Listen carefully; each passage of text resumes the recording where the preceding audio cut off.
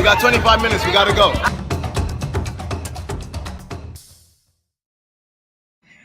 Hey! What's going on, everybody? Happy Wednesday. Happy Wednesday, everyone. We are super excited to have you with us on the show. If this is your first time with us on Say That channel, go ahead and put a 1 in the comments so that way we can shout out all of our newcomers. And if you've been with us before, go ahead and put a 2 to let us know that you have been here before. This is not your first time. We'd love to welcome you as well. My name is Janelle Villiers. That over there is Winston Broderick. We are both authors and entrepreneurs here to shepherd you through the ugly come up of entrepreneurship. I love that. Business ownership. We are unapologetic about talking about that time in between, right? Like, these people have nothing and then have massive success. And we are here to talk about that space in between, that ugly come up. And a lot of times you guys have these topics that you bring to our attention. We've got 25 minutes to answer the topic of the day. And then if we run out of time and we have a brand new guest, we will go into overtime. So make sure you're our Patreon members where you can catch all of our overtimes, including the ones from our past. But we love it. We love hearing from you guys. And sometimes we even check in with other content creators and thought leaders so that way we can all learn, right? And so that is what we're here for. We're really excited to be with you today. Let's do it. Topic of the day is there a psychology behind marketing luxury items or services? This is a good one. Well, it is not just me and Winston today. We have a returning guest, someone who we thoroughly enjoy every single time he joins us. He is a husband. He is an entrepreneur. He's our financial guru, and he's your personal CFO. Everyone, welcome Sean Hurdle. Welcome to the show.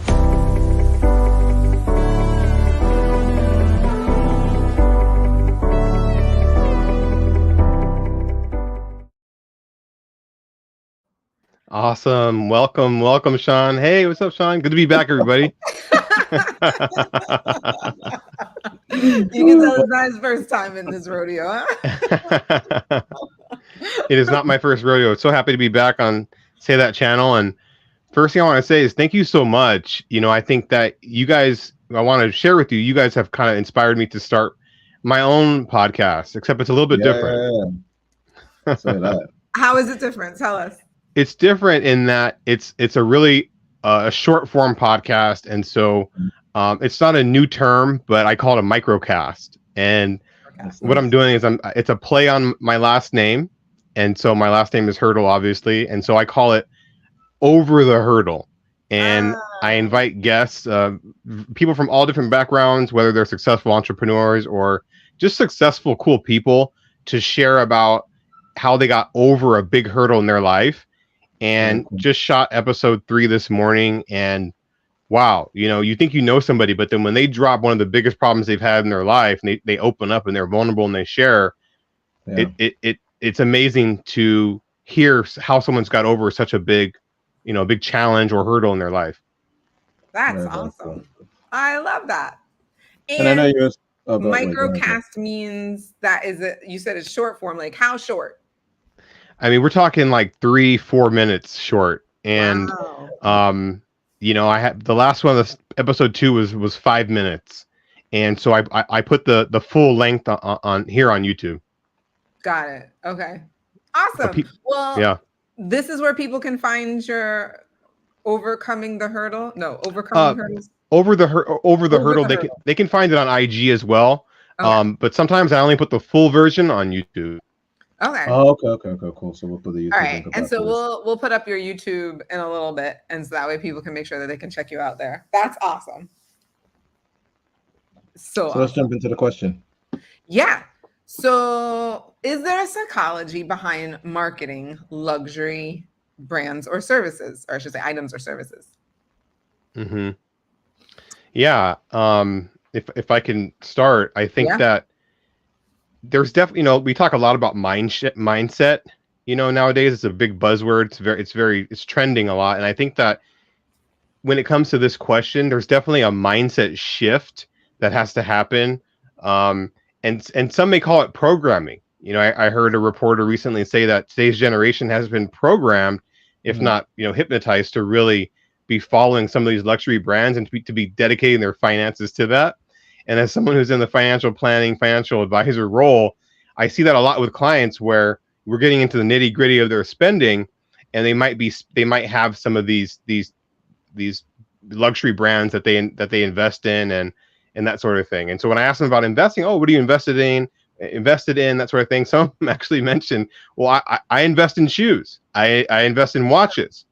And so I have to be open to that psychology shift myself, where I'm like, okay, well, to this person, to this client, this is what's tangible to them, and be open-minded to that as well. So I think it has to do a lot with like a mindset shift. And I think that's kind of the first thing that came to my head when you mentioned this question.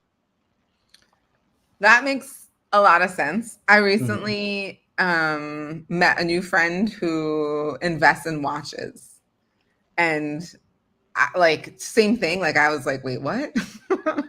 I'm used to people collecting things that are much bigger than a watch that actually depreciate. Like, I'm thinking like a car, right? Like, a car is way bigger than a watch. But I was like essentially educated on like this whole like world of watches where, yeah, actually they don't, like, there are watches that actually increase in their value over time, which I guess is similar to art, right? Like, some people collect art. It's my dad's painting in the same way. And so I wonder if I'm on the other end of that, if I'm the one who has the luxury brand, the luxury watch, the luxury car, the luxury piece of clothing, what is that psychology that I'm tapping into then in order to have people pay what they pay, right? So a part of the luxury branding is that it's just really expensive, right? So it's exclusive in that way, right? Yeah. So like you're tapping into some sort of, I guess, a little bit of FOMO, right? Where it's like, oh, this is exclusive, and so you're tapping into the psychology of like, there are only some people who can actually have this, and that's who I'm focusing my products or services to. I don't know. This is what I thought when I was thinking about the psychology. I was like, it's tapping into something, and I have less words to define what it is, but it's something about us, to your point, like viewing things in a way like, I want it. And is it because I want it because only a few people can actually afford it? I don't know. What are your thoughts, Winston? So I love what both of you have said so far. I think it really does depend on what side, I guess, of the equation you're sitting on when you look at the question. If you're a customer, I kind of think a lot of what you just said, Janelle, kind of plays a role. But if you were the product or person or company providing the service, I think you really do have to ask yourself a really hard question, because you can go after the many. And with that, I think it drops your price points down to a certain level. I think that's what it essentially determines. Obviously, if your price point is more affordable, many people can have access to it. I think you're saying you're a product for the people. But then when you look at a lot of the luxury brands that are out there, they don't want that to be their, they don't want that to be the, I guess, the idea of them. They want it to be something where, no, not everyone can have this, therefore this is what justifies what we're charging for it. And then you can see it a lot more, well, not a lot more, but in real estate, essentially it's, the penthouse in a building goes for the most. And for many people, if you understand real estate, they actually make the cheapest apartment, the ground floor apartment, it is the most accessible. In every sense of the word, it is the most accessible apartment. Therefore, in many instances, unless you have one that have like a garden or some other, thing thrown in, it's usually the cheapest apartment. And as you got higher, and I think this plays a role in like stature, I think a lot of this plays in, you talk about psychology on the other side, outside of services, and Janelle and I were talking about this yesterday, when someone purchases a product or an item, let's say an item of clothing, if it doesn't do something for you other than just look the way it looks on you, meaning something's wrong with my foot, so I need certain shoes because of my feet, right? I'm just buying this because of how it looks, i.e. Jordans. They aren't doing anything for you, but there's a status to some degree to be said about someone, and maybe not anymore, because I think when I was growing up, Jordans were more of a status symbol. But now I think it is more what Sean's talking about, someone who invests in them. Jordans appreciate. depending on the rareness of them and things like that. Mm. So you can play it both ways. But when you guys say investment, it's funny because I know people who say they invest in things, but they aren't looking at it from this will appreciate in value. They just mean this is where my money goes. My money goes to this, and therefore it's an investment. But it's not something where they can then. I hear investment, if we're talking to entrepreneurs, I hear when someone says, hey, I'm an investor, there has to be on some other side of this, some return you're telling me about. 5 years down the line, you mentioned art, your dad's art. 20 years from now, your dad's art could, you know what I mean? That's the different conversation, as opposed to, oh, I'm supporting my dad, so I invested in his vision. That's just a different conversation. So I think to the question, I definitely think there has to be a psychology behind it, because those companies, to me, know what they're doing. They're in fact hiring people to design the strategies behind what they're doing. You know what I mean? They're not just saying, oh, put out a nice belt. It's how then do we make this belt, put it out in a commercial to seem like the belt you should go purchase, or the car, you want to have. But then there's also the quiet luxury culture that's happening right now, right? Where like the really wealthy people will buy clothing that intentionally doesn't have a logo on it, but everybody knows that shirt costs like $1,000 or what. I'm exaggerating, but like maybe a couple $100 for a t-shirt. But you're not exaggerating. I know Okay, there's a shirt exactly what you're talking about. And the only thing that will let you know what it is a little thing that's on the cuff of it. That's right. But I've loved things like that for the longest. I've never been a fan of things like that. That's one example, but also quiet luxury is like very wealthy people aren't necessarily advertising when they go on vacations and things like that, because the type of vacations they're taking are not like the vacations that, like, to your point, the masses can afford to take. And there's something about right now, as the economy is not the strongest, where they're being sensitive to that. And so they're just not, right? They're wearing clothing that isn't boastful as to how much it costs, or isn't immediately, unless you're in the know, or you're taking vacations that and keeping things quiet, so that way like a lot of the public doesn't know. I think there's something about that trend that's happening now as well, that I think it's a psychology, and I'm not sure. Again, I don't have the words. I'm like observing like what's going on. Also, this group of people, to your point, Winston, like you're marketing now to a group of people, a select group of people who can afford it. So there's this exclusivity, which also means there's some sort of status that comes along with that. Yeah. And so that part of the psychology, what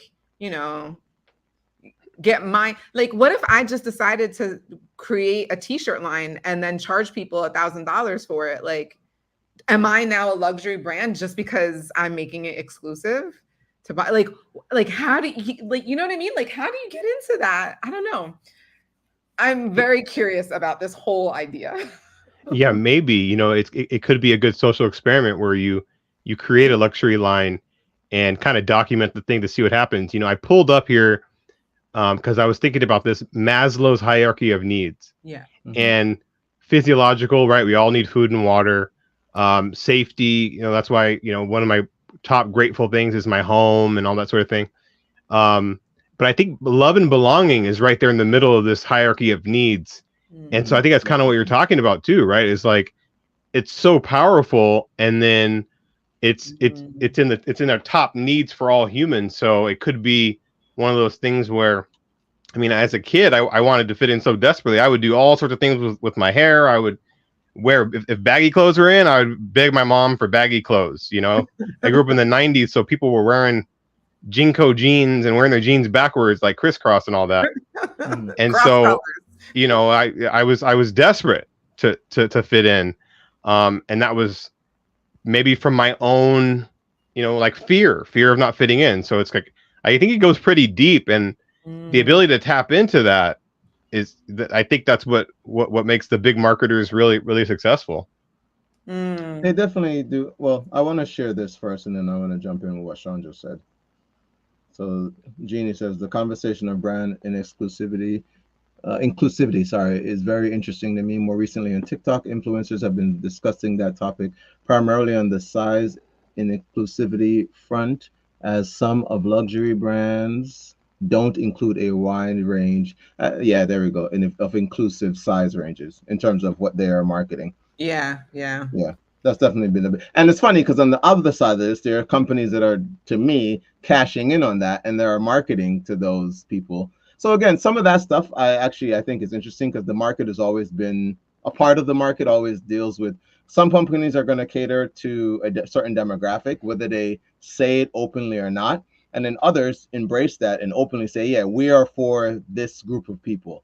So come buy these things. So something I wanted to piggyback off what Sean was talking about is the idea that I feel like when people talk about like this, them behind the big machine, it's like in school, I remember I got picked on because my clothes weren't name brand.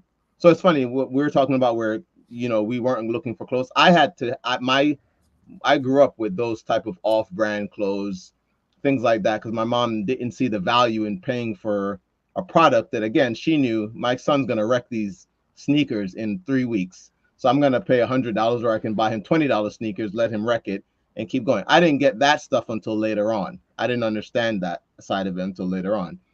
But I know that kids get picked on who don't wear those things. I know I got picked on. And so to your point, Sean, I know a lot of people who would go after those things in life just to even avoid being picked on, just wear the clothes, or, hey, mom, buy me this just so I can fit in with other kids, because I don't want what I wear to be a subject of any, to be a point that kids can use to pick on me or tease me in any way. Yeah, it's the hierarchy of needs again that Sean said, right? Yeah, for sure. The need to feel like you belong and you're loved and all of that. Yeah, they're definitely tapping into that for sure. Yeah, and that's what I'm saying. They understand that. Go ahead, Jay. No, I was going to say, so it's not just us. I'm actually really excited because we're going to do a little bit of what we do normally on Mondays. We're going to bring it to our Wednesday show where we tap into some content creators, some thought leaders. This week, it's going to be our friends from Earn Your Leisure. You guys know that we love them. So let's hear what the fellas from Earn Your Leisure have to say about the topic. All right, let's go. Ready? Let's do it. The Versace pop-up in New York, right? So they had a Versace pop-up in New York that I saw on my Instagram feed a few days ago. And I think it was like last month. It was like a collaboration with Versace and other brand. Had to be at least 3,000 people out there. Almost a stampede. Almost a stampede. Oh, man. People pushing each other, elbowing each other. It was like in Soho. It was kind of like, it looked like that type of area. And it was, like I said, it was like a special collab that they did with some other designer. What do you think the majority of people that came to stampede for the Versace, what ethnic group do you think that they belong to? Were they of the culture? I Minority. don't want to guess. Let's show this. The Versace sample sale just opened in New York.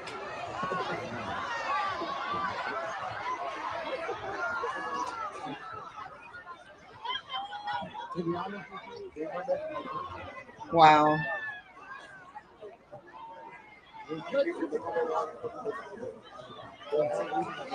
Wow, it's like a Black Friday sale or something. Right? I know the play on the word black right there. So when I see black people there you go. fighting There you go. over clothes, the opportunity man, to buy clothes, to spend thousands of dollars for Versace. If you are not in Red Panda, EYL University, if you're not going to Invest Fest, if you have not invested currency, you can watch Market Mondays for free. You're going to learn and you're going to make money. But if you haven't invested in yourself, you have to look at yourself, right? Because they're saying that it's not a lot of money flowing. And I find that hard to believe because I literally just saw 3,000 people fighting over Versace. The cheapest item in Versace is at least a couple hundred. Like Versace socks are at least a couple $100, right? Flip-flops are like $800. So that lets me know that it was never really so much about the money. No, it's about priorities. Yeah. Right? Because we're gonna find enough money to buy Jordans. That's what we're going to do, right? And we're gonna sleep outside in the freezing cold to get them. It's wild, for man. 16 hours to have the opportunity to buy. You know, that's the crazy thing about it. I never understood this. Shout out to all the sneakerheads. You're not even guaranteed to actually be able to buy a pair. You're just hoping you have an opportunity. Yeah, there was a certain error with that. I think they cut back on that. But I know that's you're talking about an exact error when that happened, and it was no guarantee. They give you it's a lottery ticket system. Then if the line's down the block, the cops got to come. They got to put you in line. People have tents. It was also great marketing too. It was people had tents outside. Marketing. There we go. Not eating for 2 days, using jars to urinate. It was like an opportunity. You're right for an opportunity. This is a real thing. Red Jordans are a big deal. EYL University, events like Invest Fest, Market Mondays, World Tour. I'm just saying, I'm just throwing it out there, right? Just throwing it out there. If you are going to buy Versace, what is the return on that investment? I just said that. Bro. Return. Depending on if they bag some at InvestFest or not. if the shirt fits. No, that's a hell of a. That's going to get you even more. More debt. That's going to get you even more financial. Yeah. That's a. Now you want to call child support as fraud. Hey, that can get you in real trouble. No, you chose that. You chose the shirt and her. Pay the support, my boy.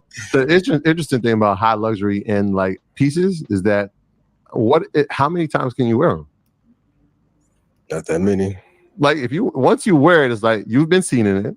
Yeah. You got to like kind of strategically map when you can wear it again so that people who see you next time and it didn't see you the first time.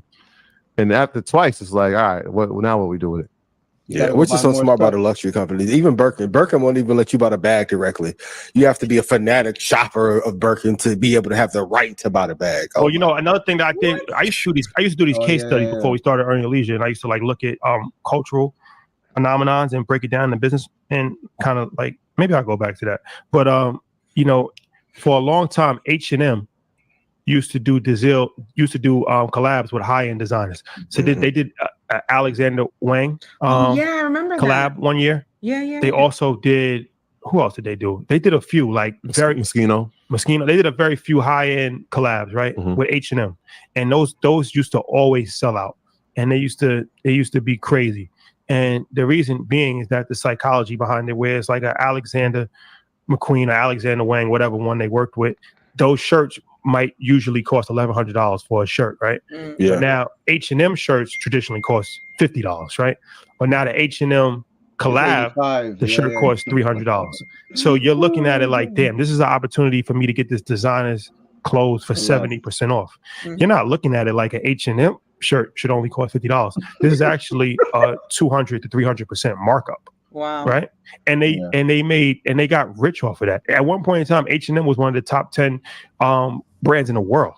Like that's the psychology that marketers will use, right? Where it's like, okay, we're gonna do a collab, bring the price point down. We're gonna inflate the price point, bring the price point down, work with somebody else to give it credibility on a lower price point, so we don't look like Dame Dash said that never put your name on something cheap. But if you could collab with somebody else, then it's not our responsibility, it's their responsibility, right?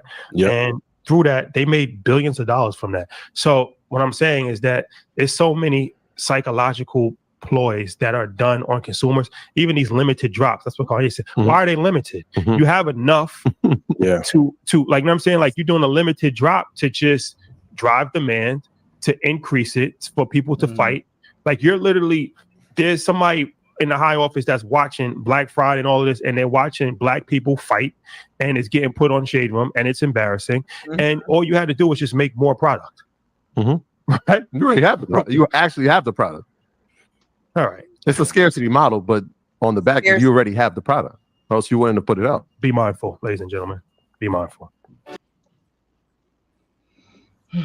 Wow.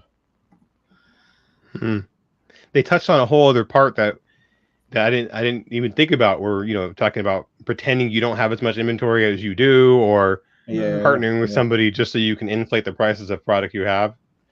Wow. Some of the I think you see a lot that more in car company. Well, with car companies, Ferrari, they do like they'll have, to his point, we're only making 11 of these in the world. And these are now cars where, and what for what you guys know, I'm talking about like $45 million for a car, which for them, their cheapest car drops back down into the 2 millions. So even for them, they have that same game that they're playing. You know what I mean? Where you think, man, 2 million for a car, but that's their low end. And then they have things that they're putting out. I mean, it's incredible. Wow. Oh, can I before? Oh, go ahead, Jay. I have just one thing he said earlier I wanted to touch on. Go. Oh, okay. Where he talked about this idea of we say we don't have money, and then you see things like this pop up. And I often say this, where just as an American, for many of us, we find ourselves with smartphones, and I know I think it gets taken just taken for granted, but it really speaks to just how wealthy we are, and we don't even know it. And our money, I mean, we just have a lot more power than we realize. But it's just our mindset.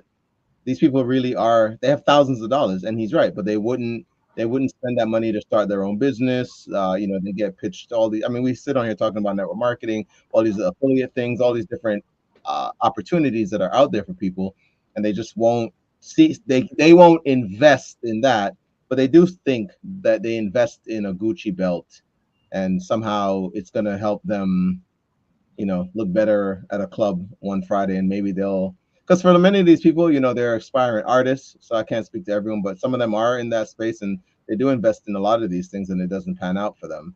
But again, I don't think that's the majority of the people who are out in that stampede trying to get into that store. No, I don't think it was the majority of those people as artists. What I thought was interesting is at the very end, he talked about the scarcity mindset, because that's a part of it, right? That's the exclusivity. I talked about a little bit about like the FOMO part of it, right? Yeah, earlier, yeah. Yeah, I think that's the part of the psychology of it, is that there's not a lot of these, and then people end up fighting each other for it. Ironically, we talked about this on one of our Monday shows, or we will. That's a good one. You know what it is? Yeah. Oh, go. It's just the question of the competition, right? Like, why must we be competing with each other? And it goes back to the status and wanting to be fit in or loved or something, right? That like they're feeding into. And then if you can afford it, so like let's say you are a wealthy person and you can afford it, you're not standing online doing all that craziness. Like you'll just, get your assistant to go order you one. Like you're not doing any of that. Even for those people, they have some version of, in their lifestyle, something like this. True. In their lifestyle, there's something it doesn't look like standing online, but there's something they can't get, and they are having to be made to do things to get it, that for their financial level, they're looking up at somebody else who can easily get it and they can't. You know what I mean? And that's what's so funny about this. The thing I wanted to say is, I wonder, under all of this, what is it we're trying to fill with the things we're buying?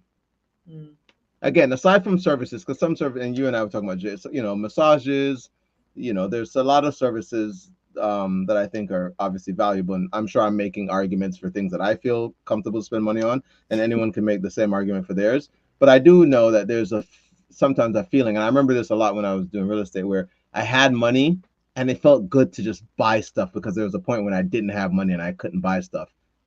But it wasn't about the stuff, it was just the feeling I had when I was able to buy stuff.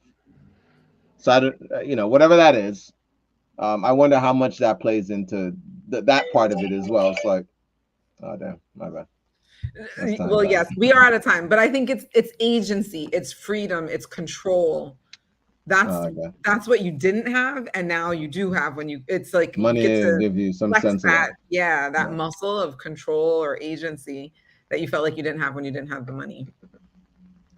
Sean, what's your final thought? Yeah, my final thought I was going to say was, we talked about mindset a bit up top, and then one thing you said, Janelle, was also about. I think we all talked about it as well. Winston was, I think, was it not capacity? What was it? scarcity mindset, right? Where it's like, okay, you know, you're just maybe not used to these things, or you don't think you can have them, so you prioritize having them, and it's wrapped up in a lot of stuff.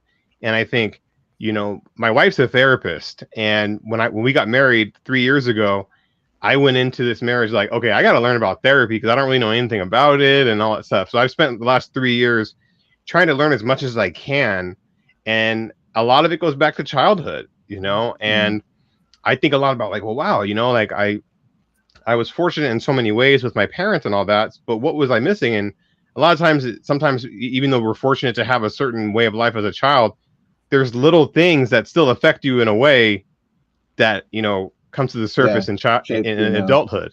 So it's just very fascinating. And it's, you know, even though I promote services for people and I promote that, a lot of it is helping that person get the mindset to where they can make that habit change, or they can reprioritize things in their life, think about the future. And so, great question, guys. Great question. Great topic. Thank you, Sean. Awesome. Absolutely. Thank you so much for coming back on the show with us, Sean. We're going to make sure that your YouTube link and all that stuff is in the description box below. Yeah, but here's your IG for anyone that didn't get that earlier. Awesome. Thank you, guys. Yeah. Thank you, Sean. All right, guys, that's it for now. Make sure you go check out our Monday rundowns. Definitely go check out Sean's podcast. Can't wait to see what he has going on over there. But until we see you guys next week, as always, remember, you deserve the good life. Say that. Say that. We'll see you guys. Enjoy the rest of your week. Get the show.